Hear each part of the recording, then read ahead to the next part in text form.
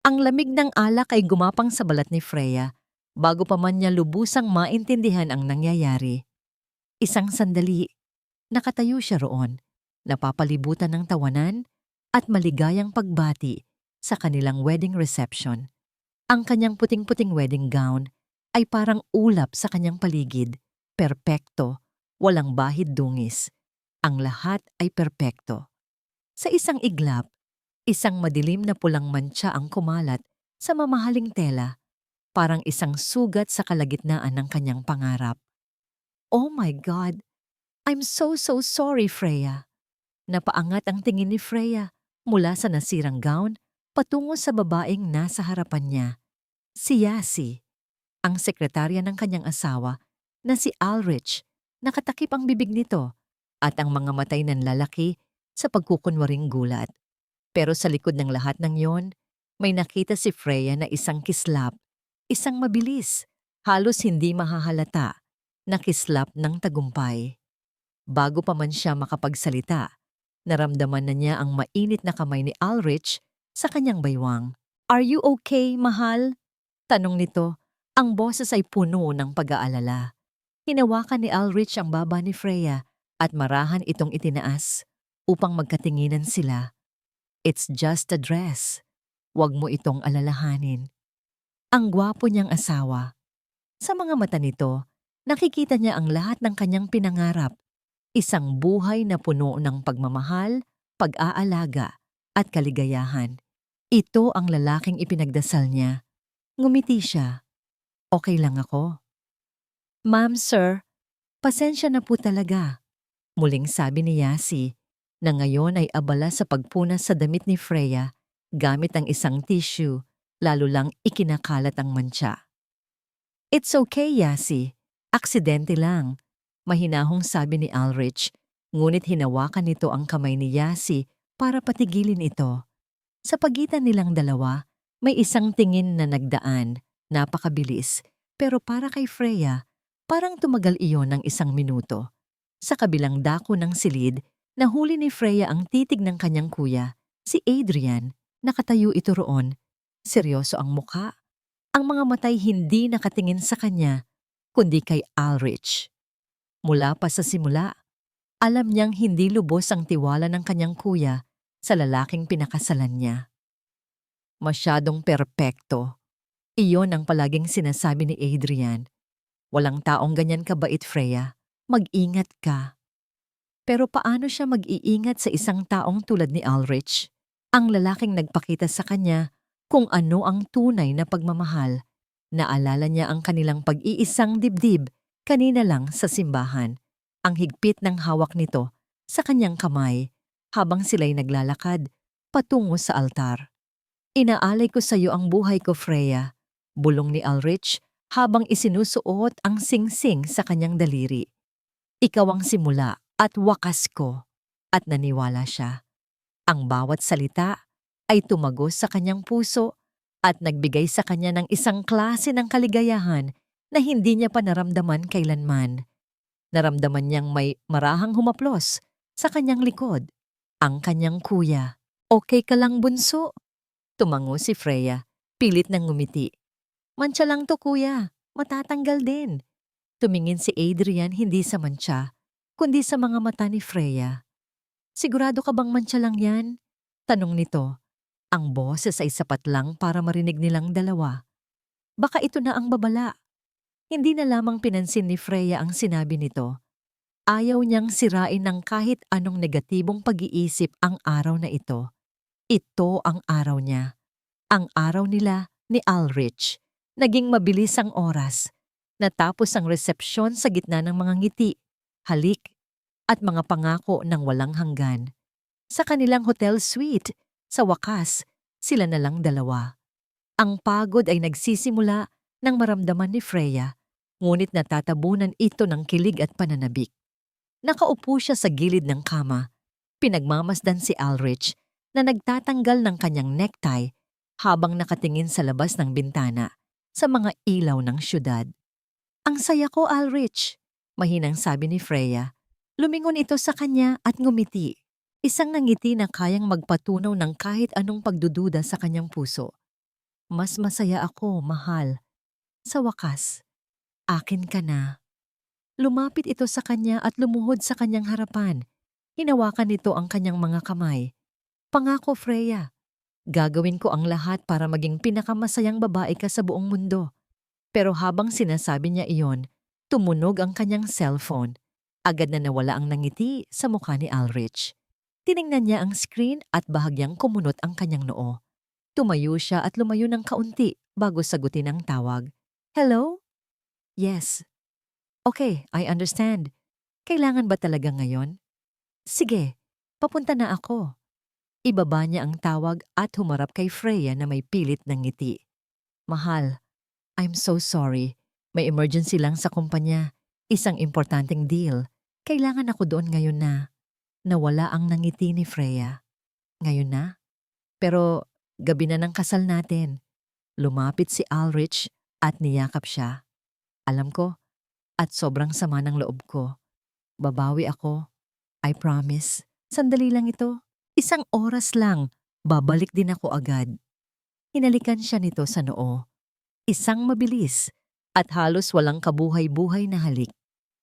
Kinuha nito ang kanyang susi at wallet. Babalik ako agad, mahal. Hintayin mo ako, sabi nito bago tuluyang tumalikod. Nakatayo lang si Freya sa gitna ng malawak na silid. Pinanood niya ang kanyang bagong asawa na magmadaling umalis sa mismong gabi ng kanilang kasal. Pinakinggan niya ang pag-click ng pinto sa pagsara nito. Biglang naging napakatahimik ng paligid. Ang init ng kaligayahan na nararamdaman niya kanina ay unti-unting napalitan ng lamig. Isang hindi maipaliwanag na kaba ang biglang gumapang sa kanyang dibdib. Habang nakatitig sa saradong pinto, bumalik sa kanyang isipan ang sinabi ng kanyang kuya. Baka ito na ang babala. Lumipas ang mga linggo. Sinubukan ni Freya na isantabi ang kaba na naramdaman niya noong gabi ng kanilang kasal. Pinaliwanag ni Ulrich, kinabukasan na talagang may malaking problema sa isa sa mga investor nila at kailangan niyang ayusin yun agad. Naniwala naman si Freya. O mas tamang sabihin, pinili niyang maniwala.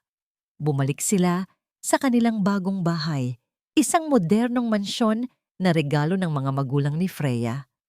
Ito ang magiging pugad ng kanilang mga pangarap. Isang umaga, maagang gumising si Freya para ipaghanda ng almusal si Ulrich. Sinubukan niyang lutuin ang paborito nitong garlic longganisa at sinangag na may kasamang mainit na kape. Inayos niya ang mesa na parang nasa isang mamahaling restaurant. Gusto niyang iparamdam sa asawa kung gaano niya ito kamahal. Nang bumaba si Ulrich, suot na nito ang kanyang business suit, abala sa kanyang cellphone. Good morning, mahal. Masayang bati ni Freya. Pinaghanda kita ng breakfast. Tumingin lang ito sa kanya ng isang segundo. I'm running late, Freya. Sa opisina na lang ako kakain.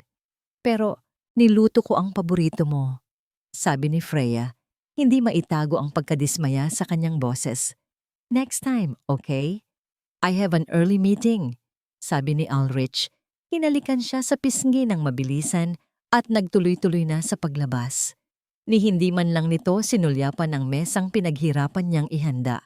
Naiwan si Freya na nakatayo roon, nakatingin sa pagkain na unti-unti nang lumalamig. Katulad ng puso niya. Ganito ang naging takbo ng mga sumunod na araw. Palaging may dahilan si Ulrich, palaging may meeting, palaging pagod. Sinabi ni Freya sa kanyang sarili na ganito talaga siguro ang buhay may asawa. Kailangan niyang maging mas maunawain. Isang hapon, habang siya'y pababa ng engrandeng hagdanan, bigla na lang dumulas ang kanyang paa. Napasigaw siya nang maramdaman ang pagkawala ng balanse. Mabuti na lang at nahawakan niya agad ang hawakan ng hagdan. Nang tingnan niya ang kanyang tinatapakan, may nakita siyang manipis na layer ng langis. Paano nagkaroon nito rito? Ma'am Freya, okay lang po kayo? Napalingon siya at nakita si Yasi na papalapit, may dalang folder. Ano na naman ang ginagawa nito sa bahay nila? Yasi, Anong ginagawa mo rito? Tanong ni Freya habang sinusubukang pakalmahin ang kanyang kumakabog na dibdib. Ah, pinadala po ako ni Sir Ulrich, ma'am. May mga dokumento po kasing kailangan niyang pirmahan na naiwan niya. Sabi nito na may ngiti. Narinig ko po kayong sumigaw. Ano pong nangyari? Muntik na akong madulas, sagot ni Freya habang nakatitig pa rin sa sahig. Naku, baka natapunan lang po ng katulong ng panlinis. Sasabihan ko po sila na mag-ingat sa susunod. Sabi ni Yasi na may sobrang pag-aalala sa boses. Pero ang mga mata nito ay tila ng aasar. Pagdating ng gabi, dumating ang Kuya Adrian niya para bumisita. Hindi maganda ang kutob ko sa Yasi na yan, Freya. Sabi nito habang nagkakape sila sa sala. Bakit kailangan siya pa ang laging pumupunta rito? Hindi ba pwedeng ibang staff na lang? Kuya, sekretarya siya ni Ulrich. Trabaho niya yon. Depensa ni Freya. Trabaho niya na halos araw-araw ay nandito sa pamamahay ninyo. Freya, mag-isip ka nga. At si Ulrich, kumusta siya sa'yo? Napayuko si Freya. Okay naman kami. Busy lang talaga siya sa trabaho. Busy? O iniiwasan ka? Diretsong tanong ni Adrian. Bunso, nakikita ko. Nakikita ko ang lungkot sa mga mata mo. Huwag mong hayaang bulagin ka ng pag-ibig. Mahal ko siya, kuya, at mahal niya ako. Umiling lang si Adrian. Puno ng pag-aalala ang mukha. Kinabukasan, habang inaayos ni Freya ang mga damit ni Ulrich na ipapa-dry clean, may isang resibo na nahulog mula sa bulsa ng suit nito. Pinulot niya ito. Resibo yon mula sa isang sikat na jewelry store. Isang brilyanteng kwintas. Napangiti si Freya. Siguro ay sorpresa ito para sa kanya. Kinilig siya sa isiping iyon. Pero nang tingnan niya ang petsa, 2 linggo na ang nakalipas. At hanggang ngayon, wala siyang natatanggap na kwintas. Naramdaman niya ang panlalamig ng kanyang mga kamay. Baka para sa kliyente o para sa nanay nito. Sinubukan niyang mag-isip ng iba't ibang dahilan. Pero may isang boses sa kanyang isipan na nagsasabing alam na niya ang sagot. Nang gabing iyon, umuwi si Ulrich na may dalang bulaklak. Isang malaking bouquet ng mga paboritong bulaklak ni Freya sa isang iglap na wala lahat ng kanyang pagdududa. Para saan to? Tanong niya habang inaamoy ang mga bulaklak. Niyakap siya ni Ulrich mula sa likod. I'm sorry kung naging busy ako nitong mga nakaraang linggo. Mahal, babawi ako sa'yo. In fact, may naisip ako. Humarap si Freya sa kanya, ang mga matay nagniningning sa pag-asa. May business trip ako sa Palawan next week, sabi ni Ulrich. Gusto kong sumama ka para na rin nating late honeymoon. Isang honeymoon, iyon ang matagal na niyang hinihintay. Ang pagkakataon na masolo ang kanyang asawa, malayo sa trabaho, malayo kay Yasi. Talaga? Masayang tanong ni Freya. Oo naman, sagot ni Ulrich. Ngumiti ito ng malapad. Para makabawi ako sa'yo. Para maipakita ko kung gaano kita kamahal. Niyakap ni Freya ang asawa ng mahigpit, lumanghap ng pamilyar nitong pabango. Salamat, Ulrich. Mahal na mahal din kita. Bumitaw ito sa yakap at hinawakan ng kanyang mukha. Mag-empake ka na, mahal. This will be a trip to remember. Ngumiti si Freya, pero habang nakatitig siya sa mga mata ng kanyang asawa, may napansin siyang kakaiba. Ang mga salita nito ay matamis at puno ng pagmamahal.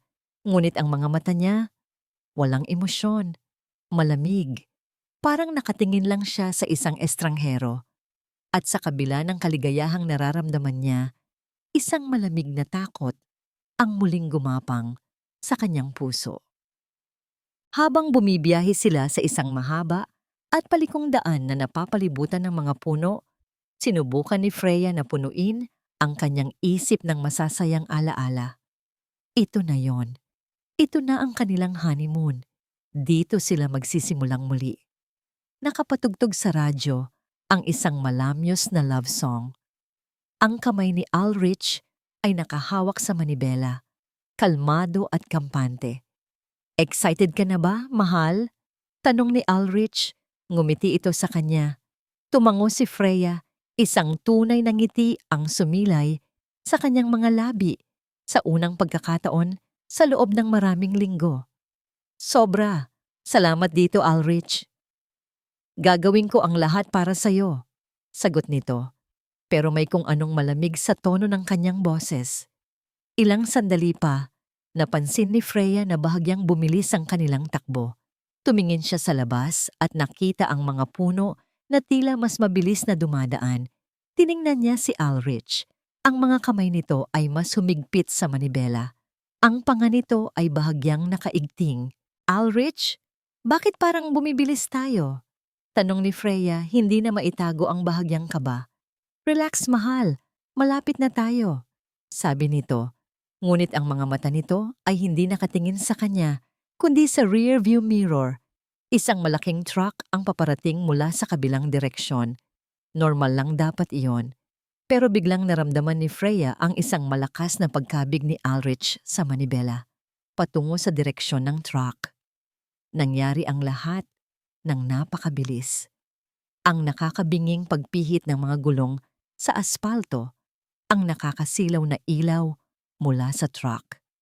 Ang sigaw ni Freya na hindi na niya narinig pa. Naramdaman niya ang isang malakas na pag-uga, ang tunog ng nababasag na salamin at nayuyuping bakal. Umikot ang kanyang paningin. Isang matinding sakit ang gumapang sa kanyang ulo at buong katawan. Pagkatapos, wala na. Dilim. Unti-unti, nagkaroon siya ng malay. Ang una niyang naamoy ay ang pamilyar na amoy ng ospital, antiseptic at gamot. Narinig niya ang mahinang tunog ng isang makina sa kanyang tabi. Isang ritmikong pag-beep na tila sumasabay sa tibok ng kanyang puso. Masakit ang buo niyang katawan. Masakit ang kanyang ulo na parang binibiyak. Sinubukan niyang imulat ang kanyang mga mata, pero parang may mabigat na nakadagan sa mga ito. Sinubukan niyang magsalita, tawagin ang pangalan ni Ulrich, pero tuyo ang kanyang lalamunan. May narinig siyang mga yabag na papalapit. Boses ni Ulrich, pero may kasama siya. Kumusta siya? Isang boses ng babae. Pamilyar. Si Yasi. Nananatiling nakapikit si Freya. Isang malakas na instinct ang nagsabi sa kanyang huwag gumalaw. Huwag magpahalata. Hinaan mo ang boses mo, sagot ni Ulrich, mahina at nag-aalala. The doctor said she's stable, pero hindi pa rin siya nagigising. Narinig ni Freya ang pagbuntong hininga ni Yasi, puno ng pagkainip. Buhay pa ba yan? Akala ko ba sigurado na? Parang isang kutsilyong tumusok sa puso ni Freya ang mga salitang iyon. Nanigas siya. Anong ibig sabihin ni Yasi? Hindi ko kontrolado ang lahat, Yasi. Ginawa ko na ang sinabi mo. Ibinangga ko ang kotse. Galit na bulong ni Ulrich. Mabuti na nga lang at ako. Gas-gas lang ang natamo. Mabuti. Ulrich, tumatawag na sa akin ang mga pinagkakautangan mo. Kailangan na natin ng pera. Paano natin makukuha ang mana niya kung buhay pa siya? Mana, pera, utang. Ang bawat salita ay parang isang malaking piraso ng puzzle na unti-unting nabubuo sa isip ni Freya. Ang kasal, ang mga aksidente, ang pagiging malamig ni Ulrich, ang paglitaw ni Yasi, ang lahat ng ito ay isang plano para patayin siya. Naramdaman niya ang pag-init ng kanyang mga mata. Isang butil ng luha ang pumatak mula sa gilid ng kanyang nakapikit na mata at gumulong sa kanyang pisngi. Ngunit hindi siya gumalaw, hindi siya humikbi. Ang kanyang kalungkutan ay mabilis na napalitan ng isang damdamin na hindi pa niya naramdaman kailanman. Isang nag-aapoy, nagyeyelong galit. Paano na ngayon? Tanong ni Yasi. Maghihintay tayo na mamatay siya? Paano kung hindi? Maghihintay tayo, mariing sabi ni Ulrich. At kapag nakuha na natin ang lahat, sa wakas, magiging malaya na tayo. Tayong dalawa. Narinig ni Freya ang tunog ng isang halik. At sa sandaling iyon, gumuho ang mundo niya. Ang lalaking pinangakuan niya ng habambuhay, Ang lalaking pinag-alayan niya ng kanyang puso ay siya ring lalaking kumitil sa kanyang kaluluwa. May narinig silang yabag na papalapit muli. Ang doktor. Mr. Alcantara? Doc, kumusta po ang asawa ko? Tanong ni Ulrich. Ang boses ay puno na naman ng pekeng pag-aalala. Narinig ni Freya ang pagbuklat ng doktor sa isang chart. The impact was severe, Mr. Alcantara. Your wife sustained a major head injury. We ran some tests. And I'm afraid I have some bad news. May sandaling katahimikan. Base sa resulta, apektado ang kanyang optic nerves. Malaki ang posibilidad na posibleng permanente ang kanyang pagkabulag. Pagkabulag. Bukod pa roon, dagdag ng doktor, dahil sa tindi ng trauma sa kanyang ulo, maaaring magkaroon din siya ng temporary amnesia kapag nagising siya. Narinig ni Freya ang mahinang pagsinghap ni Yasi. Nakita niya sa kanyang isipan ang magiging itsura nilang dalawa. Isang tingin ng gulat na mapapalitan ng isang masamang ngiti.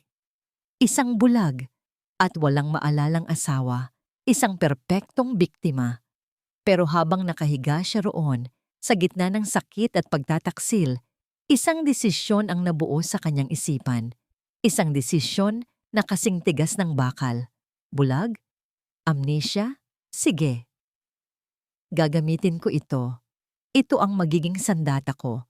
Ito ang magiging simula ng paghihiganti ko. Ang pagbalik sa bahay na minsan niyang tinawag na tahanan ay parang pagpasok sa hawla ng mga leon.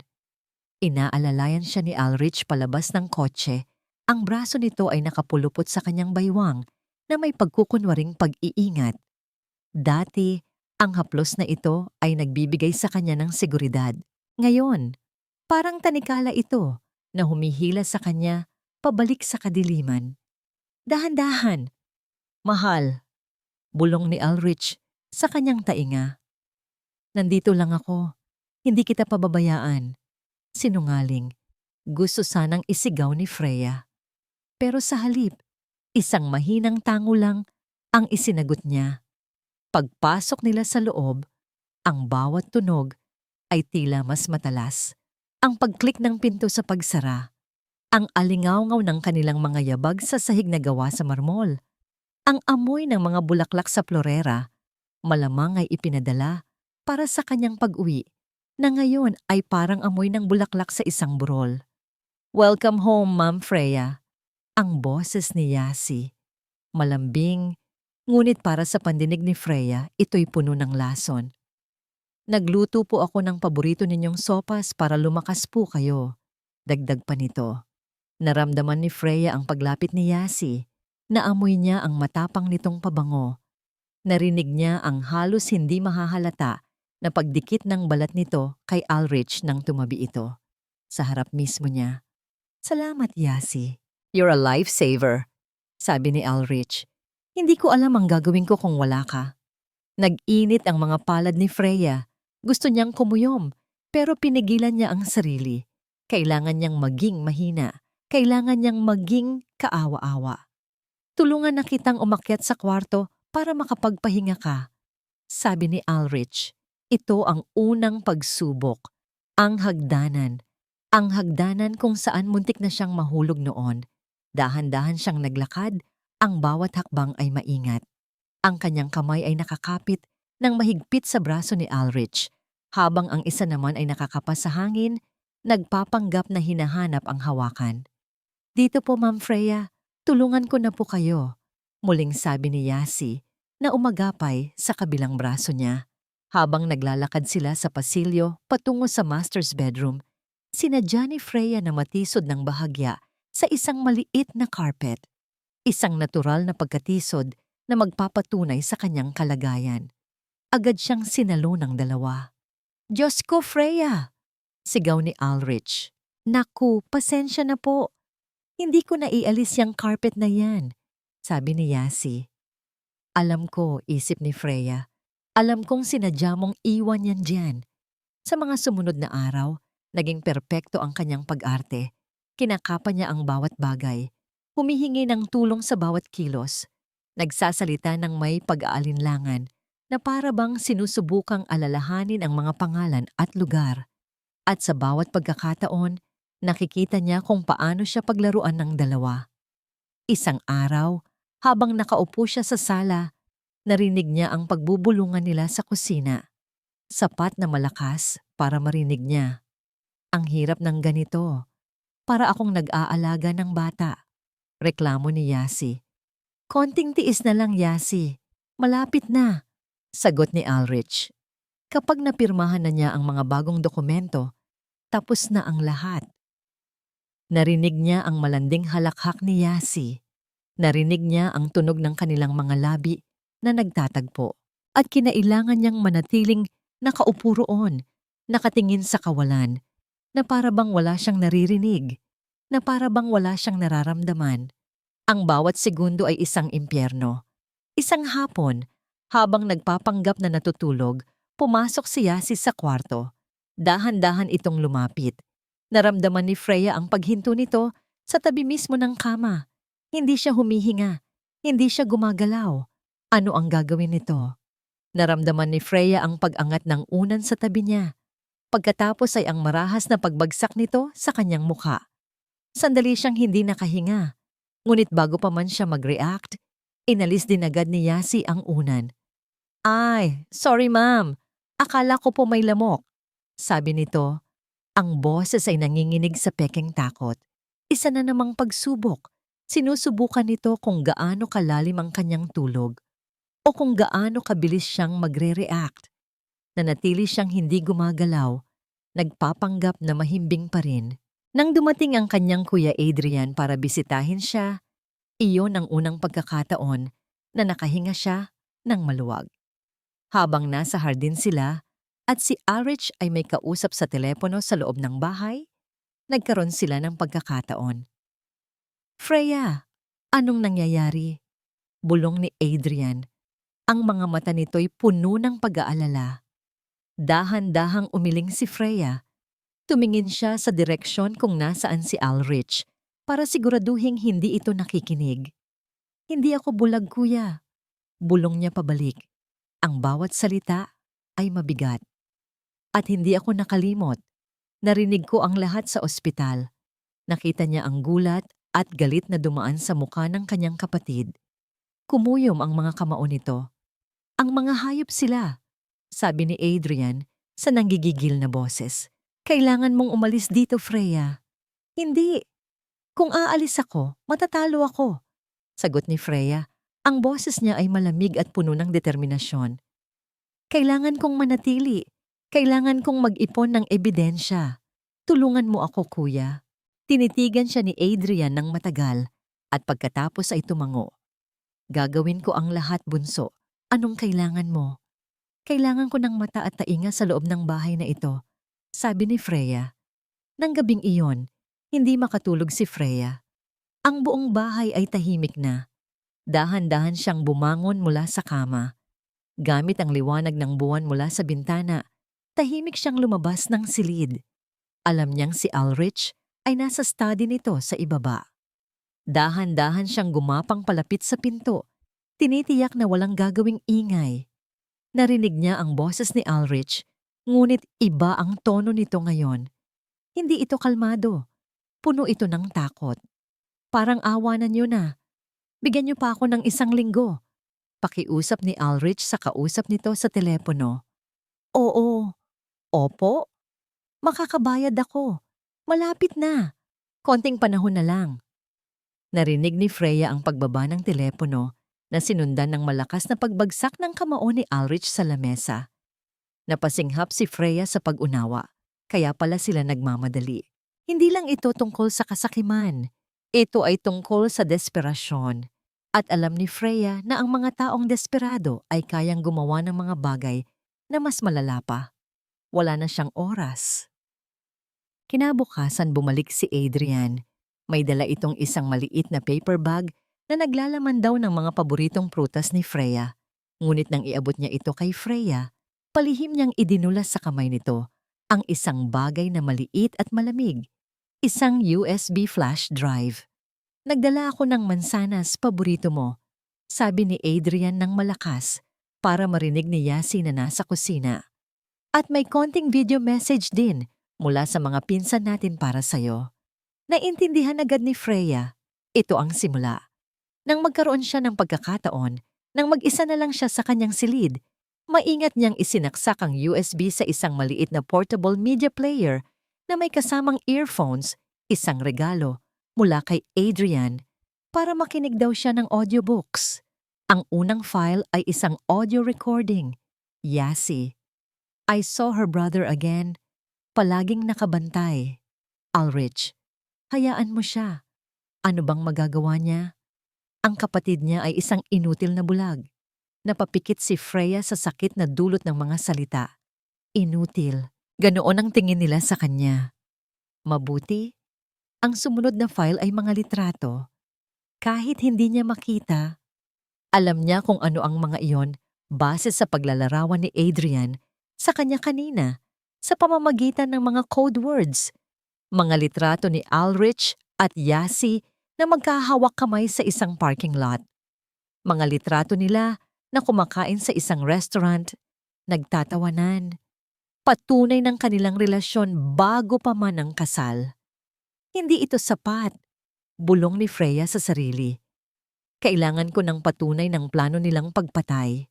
Sa ilalim ng USB, may isa pang bagay. Isang maliit, kulay itim na parisukat na hindi mas malaki sa kanyang hinlalaki. Isang high-tech na listening device. Iyon ang naging misyon niya ng gabing iyon. Hating gabi. Ang buong bahay ay balot sa katahimikan. Bawat tunog, ang pag-creak ng sahig, ang paghuni ng aircon, ay tila 10 beses na mas malakas. Dahan-dahan siyang bumangon, ang bawat galaw ay pinag-aralan. Ang puso niya ay dumadagundong sa kanyang dibdib. Ang study ni Ulrich.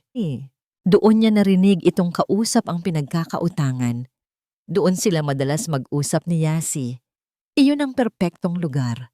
Gamit ang kanyang memorya ng itsura ng bahay at ang mga kamay bilang kanyang mga mata, gumapang siya palabas ng silid at sa pasilyo. Bawat hakbang ay isang panganib. Paano kung magising si Ulrich? Paano kung nagkamali siya ng liko? Nakarating siya sa tapat ng pinto ng study. Marahan niyang pinihit ang doorknob. Hindi ito nakalock. Isang himala. Sa loob, ang tanging liwanag ay mula sa buwan na tumatagos sa malaking bintana. Kinapa niya ang gilid ng malaking mesa na gawa sa mahogany. Sa ilalim nito, iyon ang sinabi ni Adrian. Sa ilalim ng mesa, kung saan hindi ito madaling makikita. Lumuhod siya, nanginginig ang mga kamay. Kinapa niya ang malamig na kahoy sa ilalim ng mesa. Nasaan? Bigla, may narinig siyang kaluskos mula sa itaas. Mga yabag, papalapit. Nanlamig ang buong katawan ni Freya. Si Ulrich, sa sobrang taranta, mabilis niyang idinikit ang maliit na device sa ilalim ng mesa. Hindi na niya nasuri kung maayos ba ang pagkakadikit. Kailangan na niyang makaalis. Mabilis ngunit walang ingay siyang gumapang palabas ng study at isinara ang pinto nang walang katunog-tunog.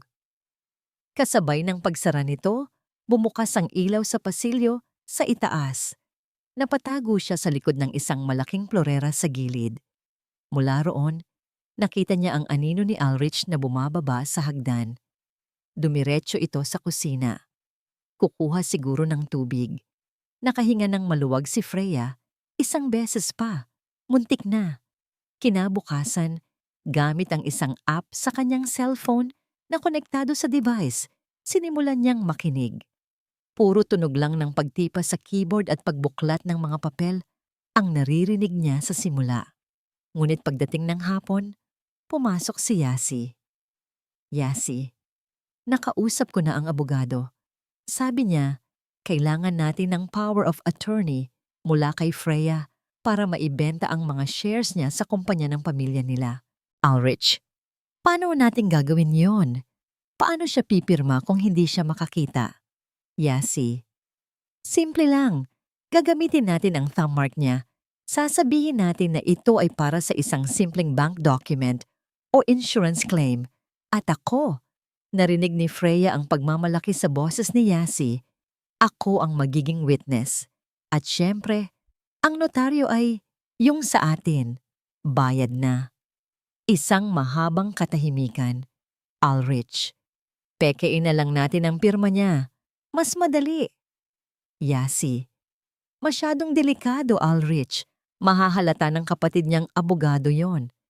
Pero ang thumb mark, walang makakapagsabi na pinilit natin siya. Lalo na sa kondisyon niya ngayon. Sino ang maniniwala sa isang bulag na wala umanong maalala? Naramdaman ni Freya ang pag-akyat ng dugo sa kanyang ulo. Ang kanyang buong pagkatao ay unti-unting tinatanggalan ng karapatan at pagkakakilanlan. Para sa kanila, siya ay isang kasangkapan na lamang, isang piraso ng papel na kailangang tatakan. Ulrich? Sige, ihanda mo ang mga dokumento. Bukas na bukas din, kailangan nating makuha yan. Biglang, may isang mahinang, halos hindi marinig na tunog ng static mula sa speaker ng cellphone ni Freya. Isang maliit na crackle. Kasabay nito, narinig niya sa recording ang paghinto ni Ulrich sa pagsasalita. Ulrich. Ano yon? Naniga si Freya sa kanyang kinauupuan. Hindi maari. Yasi. Ang alin? Ulrich. May narinig ako. Isang ingay. Parang galing sa ilalim ng bina. Narinig ni Freya ang tunog ng pag-atras ng upuan. Ang mga yabag ni Ulrich na papalapit sa pinagtataguan ng device. Pinigil ni Freya ang kanyang hininga. Ito na ang katapusan. Mahuhuli na siya. Ang buong plano ay guguho. Nakarinig siya ng kaluskos. Malamang ay yumuko na si Ulrich para tingnan ng ilalim. Ang bawat segundo ay parang isang oras. Ang katahimikan ay nakakabingi. Pagkatapos, isang malakas na tawa mula kay Yasi. Yasi. Ulrich, ano ka ba? Baka daga lang yan.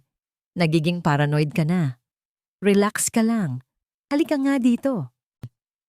Narinig ni Freya ang tunog ng pagtayo ni Ulrich, palayo sa mesa. Isang malalim na paghinga.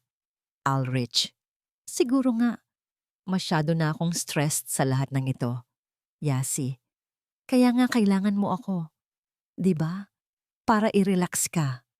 Ang mga sumunod na tunog ay hindi na pinakinggan ni Freya. Mabilis niyang pinatay ang app, ang kanyang mga kamay ay nanginginig at basa ng pawis.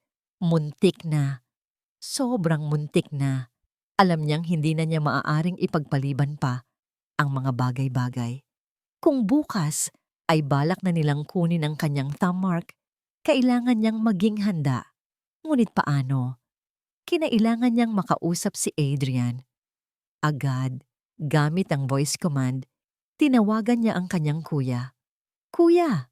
Sabi niya sa sandaling sumagot ito. Ang boses niya ay nanginginig. Kailangan nila ang thumb mark ko bukas. May plano sila. Ano? Gulat na tanong ni Adrian sa kabilang linya. Huwag kang pipirma, Freya. Huwag na huwag. Alam ko. Pero paano? Paano ako tatanggi nang hindi sila maghihinala? Sasabihin nilang nagpapanggap lang ako. Nagkaroon ng sandaling katahimikan sa kabilang linya habang nag-iisip si Adrian. May ideya ako, sabi nito sa wakas. Pero delikado ito, Freya, at kailangan mong maging isang napakagaling na aktres. Kahit ano, kuya, gagawin ko. Okay, makinig kang mabuti. Nang gabing iyon, habang nakahiga sa kama, ang isip ni Freya ay paulit-ulit na pinapatakbo ang plano ni Adrian. Isang maling galaw, isang maling salita at mabibisto siya. Pumasok si Ulrich sa kwarto. Naramdaman niya ang paglubog ng kama sa tabi niya. Naamoy niya ang alak sa hininga nito. Freya, mahinang tawag nito. Gising ka pa ba? Hindi siya sumagot. Alam mo, minsan, naiisip ko kung ano sana ang nangyari kung hindi nito tinapos ang sasabihin. Naramdaman niya ang kamay nito na marahang humaplos sa kanyang buhok. Isang haplos na dating nagpapakilig sa kanya, ngunit ngayon nagdudulot ng pandidiri. Mabuti na rin siguro ang ganito. Bulong nito sa sarili. Mas madali para sa lahat. Pagkatapos ay tumalikod ito at natulog. Naiwan si Freya sa dilim, gising na gising. Ang mga salita ni Ulrich ay umalingaw-ngaw sa kanyang isipan. Mas madali para sa lahat. Hindi, Ulrich, isip ni Freya. Hindi mo alam kung gaano mo ginawang komplikado ang lahat at sisiguraduhin kong pagsisisihan ninyo ang bawat sandali nito. Kinabukasan, naamoy ni Freya ang kape at narinig ang kalansing ng mga plato mula sa ibaba. Alam niya kung ano ang naghihintay sa kanya. Ito ang araw ng pagtatanghal. Good morning, mahal! Masayang bati ni Ulrich nang ihatid siya nito sa hapagkainan. Pinaghanda ka ni Yasi ng masarap na almusal. Umupo si Freya. Ang kanyang mga kamay ay bahagyang nanginginig. Inilagay niya ang mga ito sa kanyang kandungan para hindi mapansin ng dalawa. Ma'am Freya, para po mas madali sa inyo, sinubuan ko na po kayo, ha? Sabi ni Yasi. Ang boses nito ay sobrang tamis. Nakakasuka. Bago pa man makatanggi si Freya, naramdaman na niya ang kutsara sa tapat ng kanyang bibig. Wala siyang nagawa kundi buksan ito. Habang kumakain sila, sinimulan na ni Ulrich ang plano. Mahal, sabi nito sa isang seryosong tono. May kailangan lang tayong ayusin na papeles. Tungkol ito sa insurance natin. Kailangan lang ng thumb mark mo para ma-update ang records natin, lalo na pagkatapos ng aksidente. Naramdaman ni Freya ang pagbilis ng tibok ng kanyang puso. Ito na. Papeles? Tanong niya. Ginawa niyang kasing inosente at kasing gulat ang kanyang boses. Hindi ko maintindihan. Huwag mo nang alalahanin, mahal. Routine lang to. Pagpapakalma ni Ulrich. Ito na. Hawakan mo ang papel. Inabot ni Ulrich ang kamay ni Freya at ipinatong sa isang dokumento. Naramdaman niya ang kapal ng papel. Hindi ito mukhang simpleng insurance form. At ito naman ang ink pad. Sabi ni Yasi, hinawakan nito ang kanyang kanang hinlalaki. Ayon sa plano ni Adrian, kailangan niyang magmatigas. Kailangan niyang magpakita ng takot. Ayoko! Biglang sigaw ni Freya sabay bawi sa kanyang kamay. Hindi ko alam kung ano yan. Baka kung anong papirmahan ninyo sa akin. Nakita niya sa isip niya ang magiging reaksyon ng dalawa. Gulat, pagkainis. Freya, ano ka ba? Para lang to sa insurance. Mahinahong sabi ni Ulrich, ngunit may bahid ng iritasyon sa boses nito. Hindi! Si Kuya! Gusto kong makausap si Kuya Adrian. Pagpupumilit ni Freya, nagsimula na siyang humikbi. Siya lang ang pagkakatiwalaan ko pagdating sa mga papeles. Nakita niyang nagkatinginan sina Ulrich at Yasi. Ang pagbanggit sa pangalan ni Adrian ay wala sa kanilang inaasahan.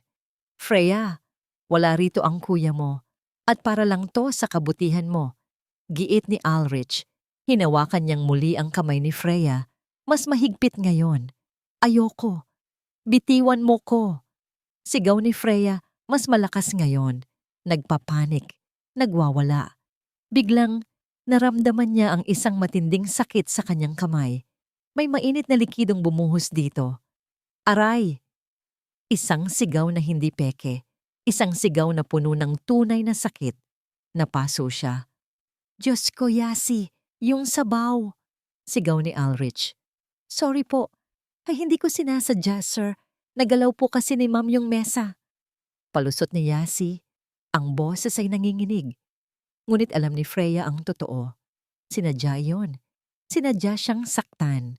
Habang nagpapanik si Ulrich sa pagkuha ng yelo at si Yasi ay abala sa pagkukunwaring pagtulong, si Freya ay napayuko. Hawak ang kanyang kamay na namumula at nasusunog sa sakit. Pero sa ilalim ng sakit na yon, may ibang apoy na nag-aalab. Galit. Isang purong nagbabagang galit. Dahil sa nangyari, hindi na nila natuloy ang pagkuha ng kanyang thumb mark. Panalo si Freya sa laban na yon, pero may kapalit na sakit. Kinagabihan, habang nag-iisa sa kanyang madilim na silid at ginagamot ang kanyang paso, lalong tumindi ang kanyang determinasyon. Pumasok si Yasi sa silid ng walang katok. Pinadalan ka ni Sir ng hapunan. Sabi nito, ang boses ay malamig at walang emosyon. Inilapag nito ang tray sa bedside table ng malakas. Hindi umimik si Freya. Lumapit si Yasi sa kanya. Napakalapit na kaya niyang amuyin ang hininga nito. Alam mo, Freya, bulong nito. Isang bulong na parang ahas. Nakakapagod na ang pag-arte mo. Kung ako sa'yo, maging mabait ka na lang. Pumirma ka sa dapat mong pirmahan. Baka sakaling magtagal ka pa ng kaunti. Naramdaman ni Freya ang pagtayo ng kanyang mga balahibo. Ito ay isang direktang pagbabanta. Hindi ko alam ang sinasabi mo. Mahinang sagot ni Freya. Isang malupit na tawa ang narinig niya. Talaga? Tingnan natin. Tingnan natin kung hanggang saan ka dadalhin ng pagiging kaawa-awa mo. Narinig niya ang mga yabag ni Yasi papalayo at ang pagsara ng pinto. Naiwan si Freya sa katahimikan, ngunit ang kanyang isipan ay maingay. Ang sakit ng kanyang paso ay wala kumpara sa sakit ng pagtataksil at kalupitan na nararanasan niya. Hindi na ito laro, isa na itong digmaan. At sa digmaang ito, natutunan niyang hindi sapat na maging biktima lamang. Kailangan niyang lumaban. Kailangan niyang maging mas tuso, mas matapang. Kinuha niya ang kanyang cellphone at pinakinggan muli ang recording mula sa listening device. Narinig niya ang pag-uusap nila tungkol sa pagbebenta ng bahay na ito. Ang bahay na minana pa niya sa kanyang mga magulang. Kapag nabenta na natin ang bahay at lupa, sapat na yon para makapagsimula tayo sa ibang bansa, sabi ni Ulrich sa recording. Ang bahay na ito, ang mga alaala niya, ang kanyang pagkatao. Lahat ay gusto nilang kunin. Hinawakan niya ang kanyang namamagang kamay. Ang sakit ay nagpapaalala sa kanya. Hindi na muli, pangako niya sa sarili. Hindi ko nahahayaang saktan ninyo pa ako. Nakaupo si Ulrich sa dilim ng kanyang study. Hawak ang isang baso ng mamahaling whiskey. Ngunit ang lasa nito ay parang abo sa kanyang bibig. Tinitigan niya ang salansan ng mga demand letters sa kanyang mesa. Mga pulang salita na sumisigaw ng final notice. Ang mga anino sa silid ay tila nagkakaroon ng anyo. Mga mukha ng mga taong pinagkakautangan niya, mga taong hindi marunong magpatawad. Isang malakas na tunog mula sa kanyang cellphone ang bumasag sa katahimikan. Pangalan ng isa sa mga pinakamalaking loan shark ang lumabas sa screen. Nanginginig ang kamay niyang sinagot ito. Alcantara, isang malamig na boses ang narinig niya sa kabilang linya. Ang isang linggo mo ay tapos na. Nasaan ang pera ko? Sir, malapit na po talaga. Pakiusap ni Ulrich. Ang kanyang boses ay halos hindi marinig. Konting araw na lang po. May inaayos lang ng mga dokumento. Wala na akong pakialam sa mga dokumento mo. Sigaw ng lalaki. Alam mo ba kung ano ang ginagawa namin sa mga taong hindi nagbabayad? Kilala mo ba ang pamilya ng asawa mo? Ang kapatid niya? Baka gusto nilang makatanggap ng isang regalo mula sa akin. Nanlamig ang buong katawan ni Ulrich. Huwag po. Huwag niyo silang idadamay. Makakabayad ako, pangako. Siguraduhin mo lang, Alcantara. Dahil kung hindi, hindi lang pera ang mawawala sa'yo. Ibinaba ang tawag. Ibinato ni Ulrich ang kanyang cellphone sa pader. Nabasag ito at kumalat ang mga piraso sa sahig. Napasabunot siya sa sariling buhok. Ang kanyang paghinga ay mabigat at mabilis. Paano siya napunta sa ganito? Naalala niya ang unang beses na makita si Freya sa isang art exhibit. Nakatayo ito sa harap ng isang painting. Ang mga mata nito ay puno ng paghanga. Napakaganda niya. Napakapuro. Sa sandaling iyon, nakita niya ang isang ibang kinabukasan. Isang tahimik na buhay. Isang tunay na pagmamahal. Ngunit ang mga demonyo ng kanyang nakaraan, ang kanyang pagsusugal, ang kanyang mga maling desisyon ay mas malakas. At pagkatapos ay dumating si Yasi, bumubulong sa kanyang tainga. Ginising muli ang kanyang natutulog na kasakiman. Mayaman ang pamilya niya, Ulrich. Isang kasal lang. At lahat ng problema mo, mawawala. Naging laso ng mga salitang yon sa kanyang isipan.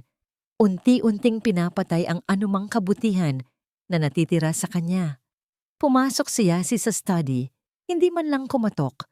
Lumapit ito sa kanya. Ang mga braso ay ipinulupot sa kanyang leeg mula sa likod. Ano ang problema, mahal? Malambing na tanong nito. Narinig ko ang sigaw mo. Tumawag na naman sila, Yasi. Nagbabanta na. Sabi ni Ulrich, ang boses ay basag. Hindi na natin mapapatagal ito. Ang plano kanina, pumalpak. Humarap si Yasi sa kanya. Lumuhod ito para magpantay ang kanilang mga mata. Ang ganda ng mukha nito ay parang sa isang anghel, ngunit ang mga mata nito ay mata ng isang demonyo. Dahil mahina ka, sabi nito, ang bawat salita ay isang sampal. Hinayaan mong kontrolin ka ng isang bulag na babae. Hindi mo naiintindihan ang kapatid niya. Wala akong pakialam sa kapatid niya, putol ni Yasi. Ulrich, tingnan mo ako. May isang paraan na lang para matapos na to. Isang mabilis at siguradong paraan. Ano? Ang penthouse ninyo sa syudad. Matagal na itong hindi nagagamit, tama? Bakit hindi natin siya dalhin doon? Sabihin mong para yon sa recovery niya para makalanghap ng ibang hangin. Hindi maintindihan ni Ulrich ang punto ni Yasi. At pagkatapos, isang masamang ngiti ang gumuhit sa mga labi ni Yasi. At pagkatapos, isang gabi, isang kandila na maiiwanang nakasindi. Isang aksidente, isang malungkot na trahedya.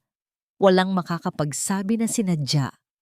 At sa wakas, makukuha na natin ang lahat. Napatitig si Ulrich kay Yasi. Ang kanyang dugo ay tila nagyelo. Pagpatay. Hindi na ito isang aksidente sa kalsada. Ito ay isang planadong pagpatay.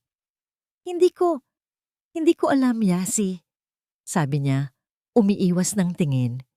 Hinawakan ni Yasi ang kanyang mukha. Pinilit siyang tumingin dito. Ulrich, isipin mo. Isang huling pagkilos na lang. Pagkatapos nito, malaya na tayo. Magkasama. Sa ibang bansa. Malayo sa lahat ng utang mo. Malayo sa lahat ng gulo. Hindi ba yan ang gusto mo? Ang mga salita nito ay isang tukso. Isang matamis na lason na muling gumapang sa kanyang sistema. Isang buhay na walang takot. Isang buhay kasama siya. Tumango siya ng dahan-dahan. Tumayo si Yasi. Kontento. Ako na ang bahala sa lahat. Ang kailangan mo lang gawin ay kumbinsihin si Freya. At sa pagkakataong ito, Ulrich, huwag kang papalpak. Nang gabing iyon, bago matulog, pumasok si Ulrich sa silid ni Freya. Nakita niya itong nakahiga, payapa ang mukha. Ang benda sa kamay nito ay isang paalala ng nangyari kanina. Isang kurot ng konsensya ang naramdaman niya. Lumapit siya at umupo sa gilid ng kama. Sinloy Freya, bulong niya sa hangin. Nhưng an không còn lựa chọn nào khác.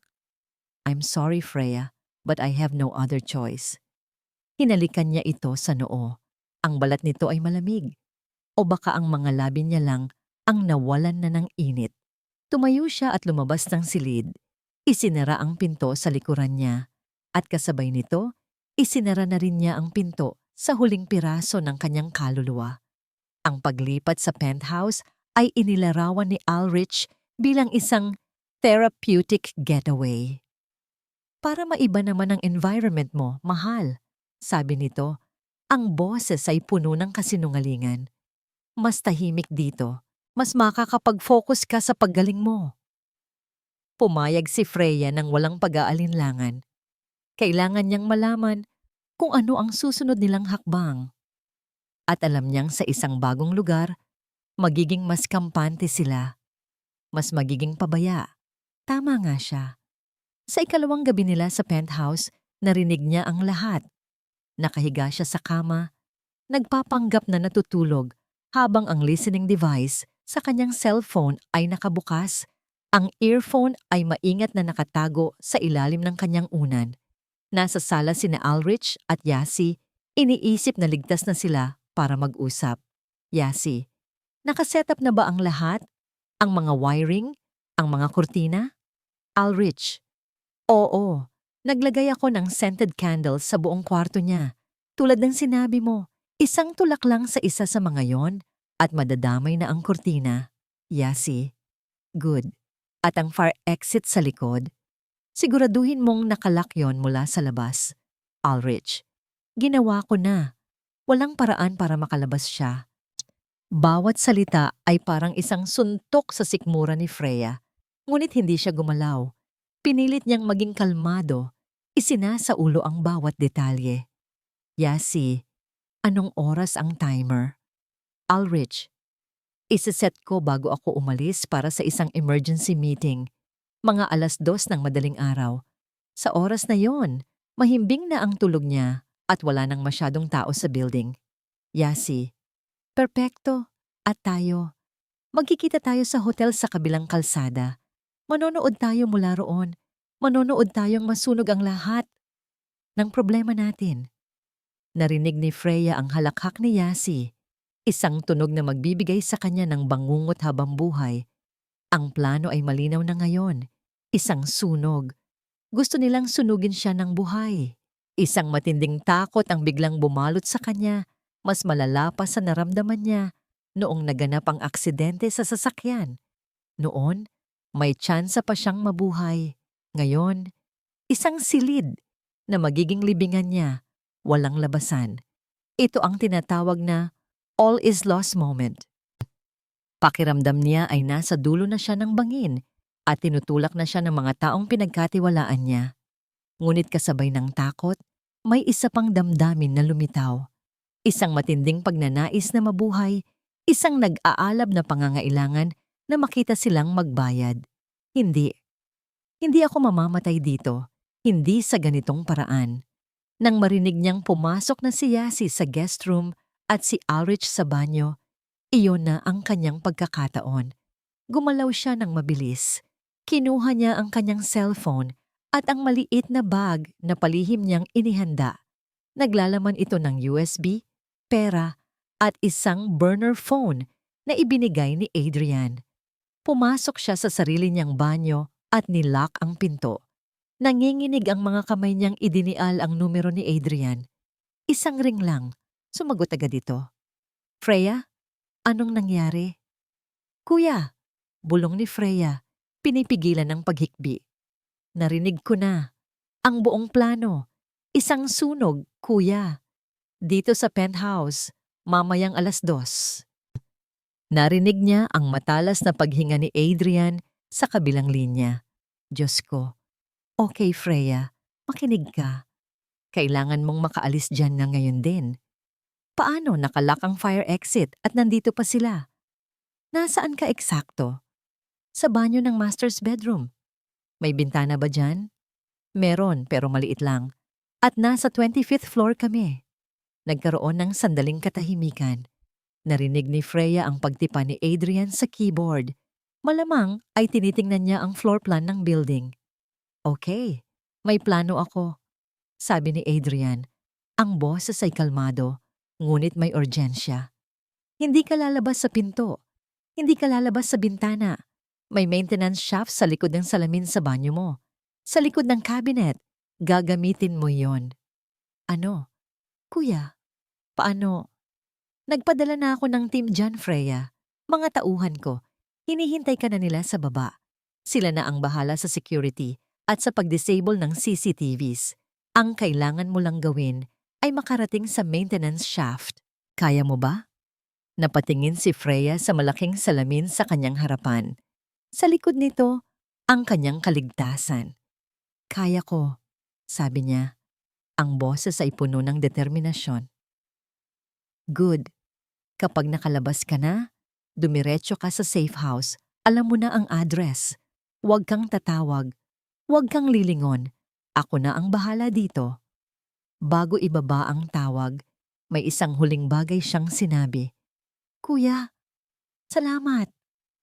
Walang anuman, bunso. Mag-ingat ka. At tandaan mo, Ito na ang huling gabi na ikaw ang biktima. Pagkatapos ng tawag, huminga ng malalim si Freya. Tumingin siya sa kanyang refleksyon sa salamin. Ang babaeng nakatingin pabalik ay hindi na ang Freya na mahina at iyakin.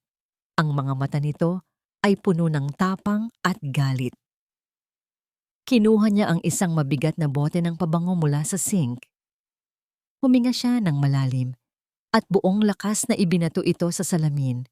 Narinig niya ang malakas na tunog ng pagbasag nito. Kasabay nito, narinig niya ang pagbukas ng pinto ng kwarto at ang nag-aalalang boses ni Ulrich. "Freya, anong nangyari diyan?" Alam niyang wala na siyang oras. Mula sa labas ng pinto ng banyo, narinig niya ang pagpipihit ni Ulrich sa doorknob. "Freya, buksan mo ang pinto." Hindi niya ito pinansin. Sa likod ng basag na salamin, nakita niya ang isang maliit na metal na pinto, ang maintenance shaft. Habang kinakalampag ni Ulrich ang pinto, buong lakas na binuksan ni Freya ang maliit na pinto ng shaft at isiniksik ang kanyang sarili sa madilim at masikip na espasyo. Bago niya isara ang pinto ng shaft, sumulyap siya pabalik sa magandang banyo, sa penthouse na dapat sana'y magiging pugad ng kanilang pagmamahalan. At naamoy niya ito, isang pamilyar, chemical na amoy na nanggagaling sa labas ng silid, gasolina. Sinimulan na ni Yasi ang kanilang huling palabas, Rikel. Ang maintenance shaft ay masikip, madilim, at puno ng alikabok. Ngunit para kay Freya, ito ang daan patungo sa kalayaan. Narinig niya ang malakas na pagbasag ng pinto ng banyo sa likuran niya. Kasunod ang nagtatakang sigaw ni Ulrich. Wala siya dito. Nasaan siya? Hindi na niya pinansin pa yon. Gamit ang flashlight ng kanyang burner phone, sinunod niya ang mga instruksyon ni Adrian na naunang ipinadala sa text bubble. Baba, dulo, kaliwa. Ang bawat paghakbang pababa sa mga bakal na hagdan ay isang panalangin. Ang bawat paghinga ay isang pagpapatunay na buhay pa siya. Nang marating niya ang basement ng gusali, isang bakal na pinto ang naghihintay sa kanya. Bahagya itong bumukas at isang lalaking naka-uniforme ng maintenance ang sumalubong sa kanya. "Ma'am Freya?" tanong nito. "Sumunod po kayo sa akin. Mabilis lang po." Inilabas siya nito sa isang service exit kung saan isang itim na sasakyan na walang plaka ang naghihintay.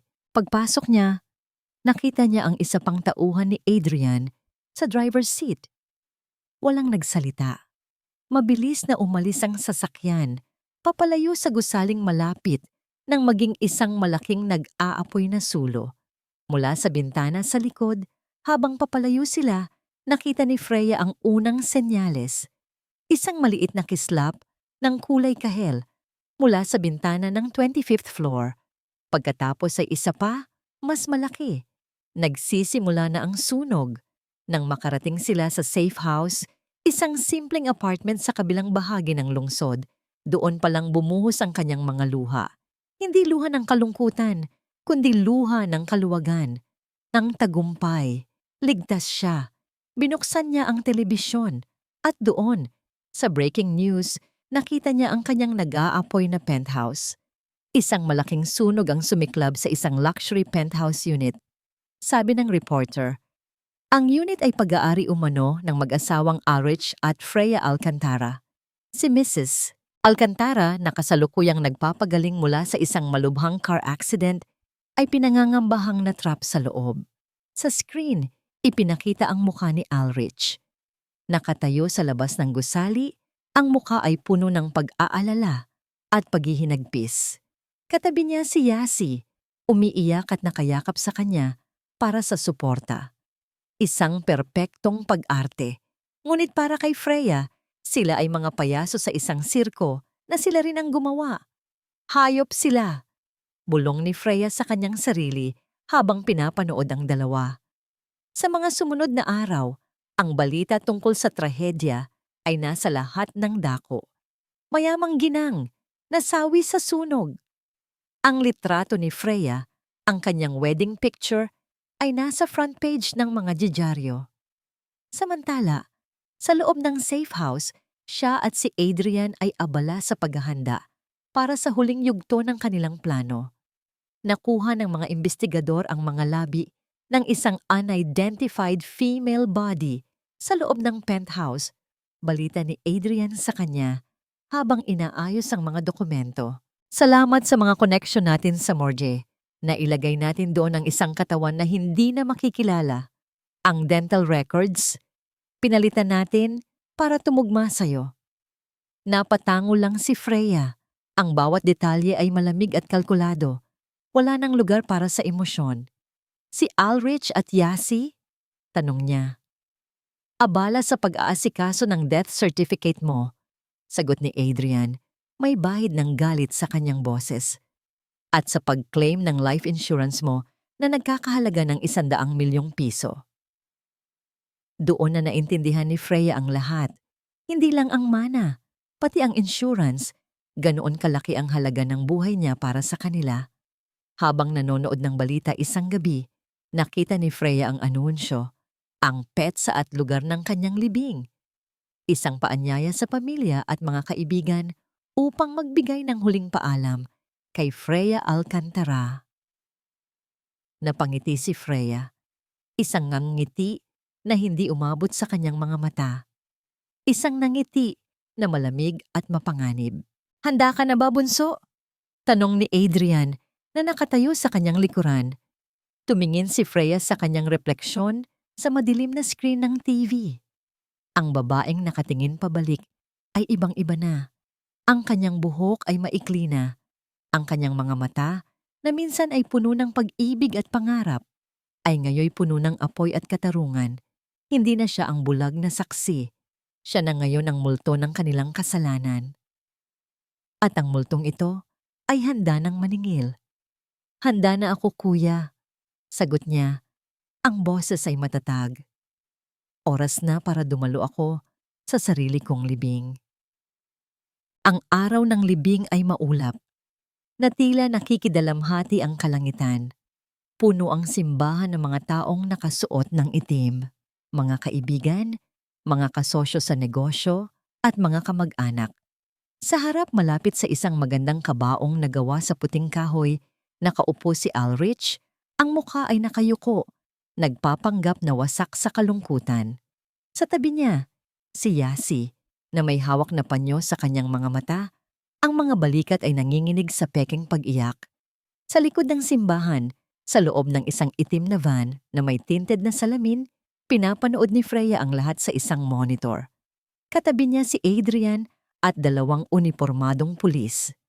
Nakahanda na ang lahat, bulong ni Adrian. Sa hudyat ko. Tumango si Freya.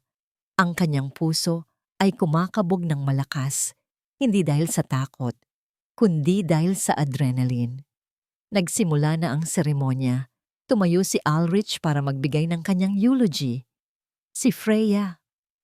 Simula niya, ang boses ay nanginginig.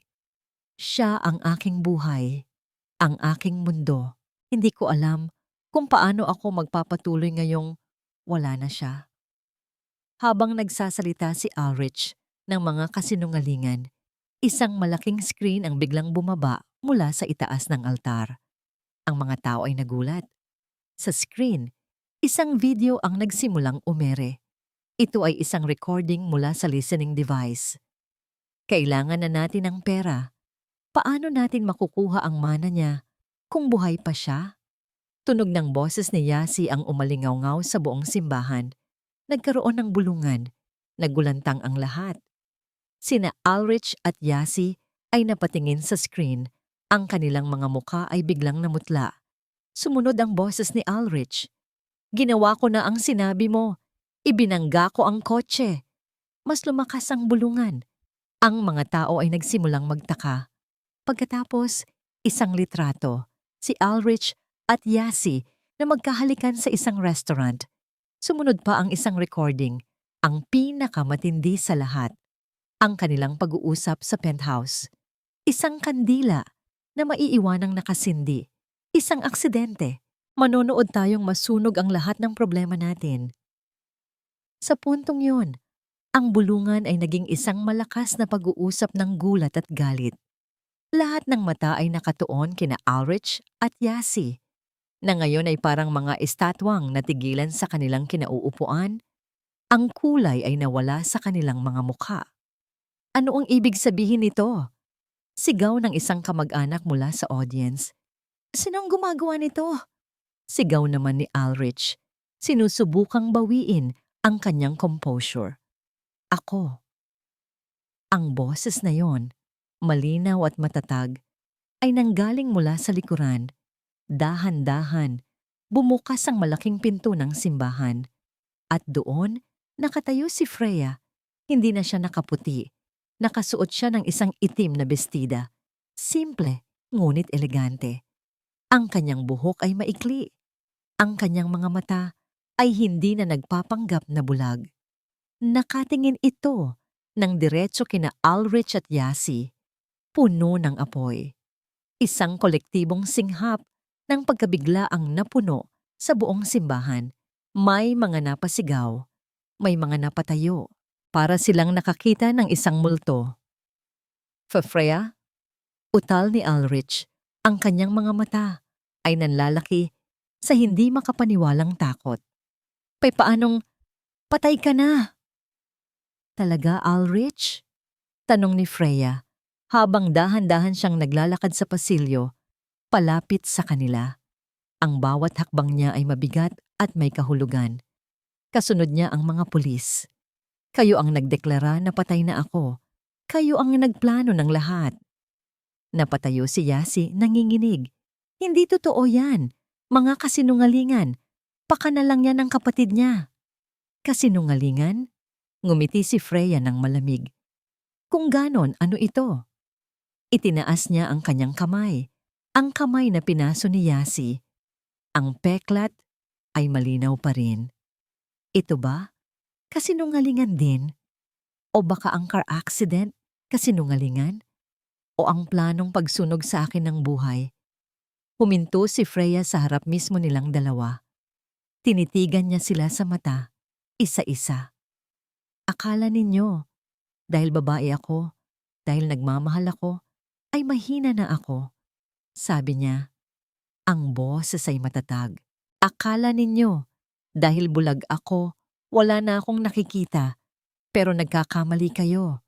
Dahil noong nawala ang paningin ko, doon ko palang nakita ng malinaw ang tunay ninyong mga kulay. Sa hudyat ni Adrian, lumapit ang mga pulis. Ulrich Alcantara, Yasi de Guzman, inaaresto kayo sa salang attempted murder, arson at insurance fraud, sabi ng hepe ng pulisya habang ipinuposas ang kanilang mga kamay. Nagsimulang magwala si Yasi. Hindi! Bitiwan niyo ako! Wala kaming kasalanan! Ikaw! Ikaw ang may kasalanan ng lahat ng ito, Freya. Si Ulrich naman ay napaluhod na lang. Talunan. Tumingin siya kay Freya, ang kanyang mga mata ay puno ng pagsisisi at takot. Freya, patawarin mo ako. Tumingin lang sa kanya si Freya, walang emosyon.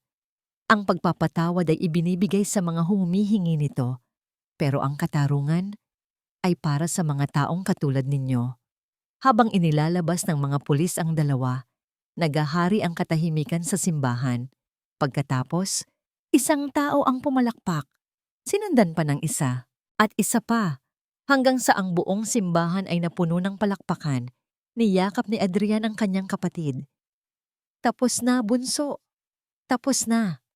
Niyakap ni Freya pabalik ang kanyang kuya, at sa unang pagkakataon, naramdaman niyang gumaan ang kanyang dibdib. Tumingin siya sa puting kabaong sa harap, isang simbolo ng kanyang nakaraan, ng babaeng minsan siyang naging. Isang babaeng namatay para maipanganak ang mas matatag na Freya. Pagkatapos ng lahat, habang ang mga tao ay ang papalabas at ang mga pulis ay nag-aasikaso, naiwan siyang nakatayo mag-isa sa gitna ng simbahan. Ang laban ay tapos na. Nanalo siya. Pero habang tinitingnan niya ang walang laman na kabaong, isang tanong ang pumasok sa isip niya. Ano na ngayon? Lumipas ang 6 na buwan. Ang paglilitis kina Ulrich at Yasi ay naging sentro ng atensyon ng media. Sa tulong ng mga ebidensyang inipon ni Freya at ng matibay na testimonya niya sa korte, hindi nagtagal at nahatulan sila. Habang buhay na pagkabilanggo, walang parole. Nasa loob ng courtroom si Freya nang basahin ang hatol. Nakita niya ang itsura ni Yasi, puno ng galit at walang pagsisisi. Nakita niya rin si Ulrich, isang anino na lamang ng dating makisig na lalaki. Ang mga mata ay walang laman, talunan. Hindi siya nakaramdam ng saya, hindi rin siya nakaramdam ng awa. Ang naramdaman lang niya ay pagtatapos. Isang kabanata ng kanyang buhay na sa wakas ay naisara na. Paglabas niya ng korte, sinalubong siya ng mga mamamahayag. Ngunit hindi na siya ang biktima na kanilang inaasahan. Ngumiti siya, isang maliit, ngunit matatag na ngiti, at naglakad palayo nang hindi nagsasalita. Ginawa ni Freya ang isang mahirap, ngunit kinakailangang desisyon. Ibinenta niya ang mansyon, ang penthouse at lahat ng ari-arian na nagpapaalala sa kanya ng kanyang nakaraan kasama si Ulrich. Masyadong maraming multo, masyadong maraming masasakit na alaala. Isang bahagi ng perang nakuha niya ay ginamit niya para magtayo ng isang foundation. Ang Aahon Foundation, isang organisasyon na naglalayong tulungan ang mga kababaihang biktima ng panloloko at pang-aabuso sa legal man o emosyonal na paraan. Sa araw ng paglulunsad ng foundation, tumayo si Freya sa harap ng maraming tao. Hindi na siya nanginginig, hindi na siya natatakot. Minsan sa buhay natin, mararanasan nating madapa.